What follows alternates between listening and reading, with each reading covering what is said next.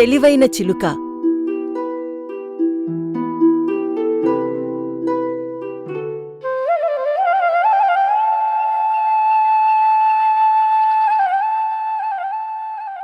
ఒక రైతు రోజంతా పొలంలో పనిచేస్తూ ఉన్నాడు.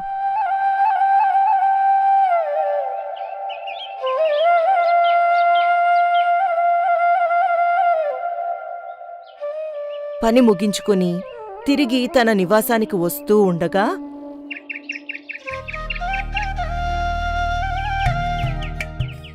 ఒక అందమైన చిలుక ఆ రైతుకి దొరికింది.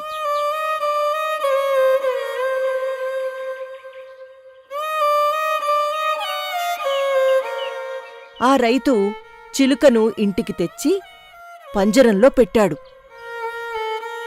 రోజూ స్వేచ్ఛగా విహరించే చిలుక పంజరంలో ఉండడం జైలు శిక్షగా అనిపిస్తుంది. ఎలాగైనా ఈ పంజరం నుండి బయటపడాలి అనుకుంది. బాగా ఆలోచించిన చిలుకకి ఒక ఉపాయం తట్టింది. ఈ ఉపాయంతో ఈరోజు నాకు స్వేచ్ఛ దొరుకుతుంది అనుకుని ఆ రైతుని పిలిచి, రైతుగారు, నన్నిలా పంజరంలో బంధిస్తే నీకేం లాభం వస్తుంది? నన్ను వదిలిపెడితే నీకు 3 సలహాలు చెప్తాను. రైతు నవ్వి, నిన్నెలా నేను నమ్మేది? నువ్వు ఎగిరిపోతే? మొదటి సలహా చెప్తాను, అది నచ్చితే నన్ను పంజరం నుండి బయటికి పంపించు. రెండో సలహా చెప్తాను, అది కూడా నచ్చితే నన్ను గుడిసె మీదకి పంపించు. అప్పుడు మూడవ సలహా ఇస్తాను, అది కూడా నీకు నచ్చితే నాకు స్వేచ్ఛనివ్వాలి. సరే, మొదటి సలహా చెప్పు.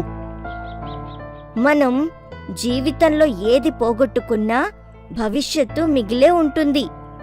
ప్రాణంతో సమానమైనది పోగొట్టుకున్నా మనం బాధపడకూడదు. రైతుకి ఈ సలహా నచ్చింది. పంజరంలో నుండి బయటికి పంపించాడు. సరే, రెండో సలహా ఏంటో చెప్పు. ఏదైనా సరే మనం మన కళ్ళతో చూసే వరకు నమ్మకూడదు. రైతుకి ఈ సలహా కూడా నచ్చింది. గుడిసె పైకి వెళ్లమన్నాడు. చిలుక వెళ్ళి గుడిసె పైన కూర్చుంది. మూడో సలహా ఏంటో చెప్పు, నాకు ఆతృతగా ఉంది. నా పొట్టలో 3 వజ్రాలున్నాయి.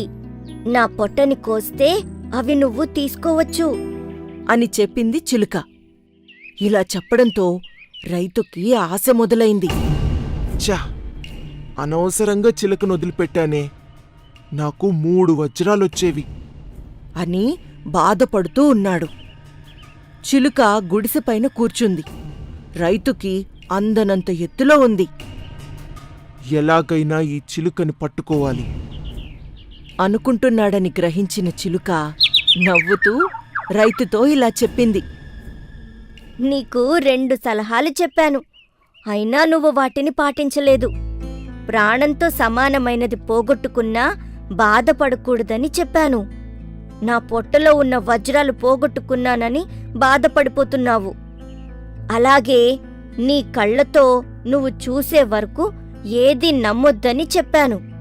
కాని నువ్వేమో నన్ను చంపి వజ్రాలను తీసుకోవాలని అనుకుంటున్నావు. సలహాలు పాటించని వాళ్లకి మనం ఏం సలహా ఇచ్చినా ఉపయోగం ఉండదు. ఇదే నా 3వ సలహా.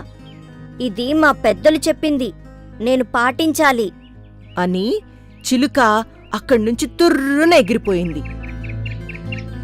రైతు చిలుక మాటలకి సిగ్గుతో తలదించుకున్నాడు. మనం కూడా పెద్దలు చెప్పిన మాటలు వినాలి.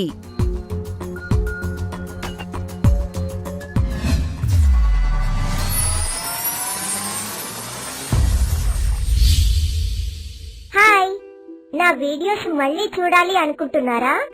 అయితే సబ్స్క్రైబ్ చేసుకోండి, బెల్ ఐకాన్ ని క్లిక్ చేయండి, షేర్ చేయడం మర్చిపోకండి.